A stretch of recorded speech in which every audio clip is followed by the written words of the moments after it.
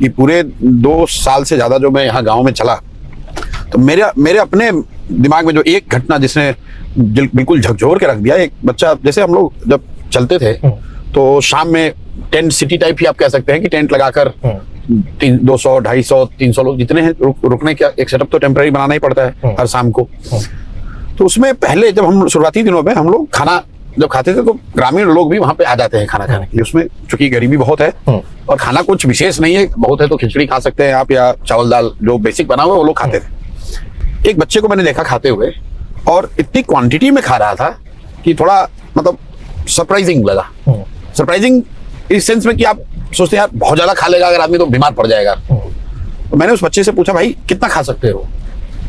तो बोला सर जितना दीजिएगा उतना खा लेंगे। तो फिर मैंने पूछा कि घर पे भी इतना रोज खाते हो? तो उसने जो बात कही उसके बाद कि सर आज तक ऐसा हुआ ही नहीं कि मेरा पेट भर गया हो और तसली में खाना बचा हुआ।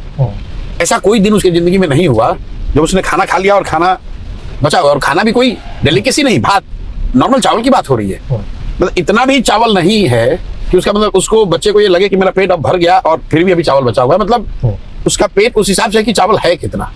ये इतनी बड़ी मतलब दिल को झकझोर देने वाली बात है कि मैं उससे उबर नहीं, मतलब कई बार उसको सोचता हूँ, 1-2 बार मैंने कहा भी लोगों को।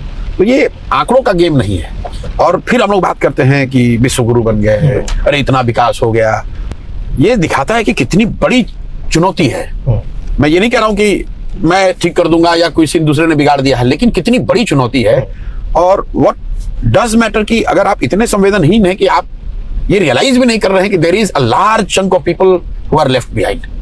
हमें ये भूलना नहीं चाहिए कि बहुत बड़ा वर्ग करीब करीब मेरा अपना अंदाजा है कि 600 से 700 मिलियन लोग, मतलब 60 से 70 करोड़ लोग हैं जो बिल्कुल अभी छूटे हुए हैं। और उनका जीवन, और उसको आप प्रोसेस देख लीजिए, जब सरकार कहती है कि हम 80 करोड़ लोगों को अनाज दे रहे हैं, अगर आपको हमको कोई लाकर जिस तरह का अनाज दिया जा रहा है, कोई देगा तो कोई थोड़ी नहीं लेगा, लोग उसको ले रहे हैं।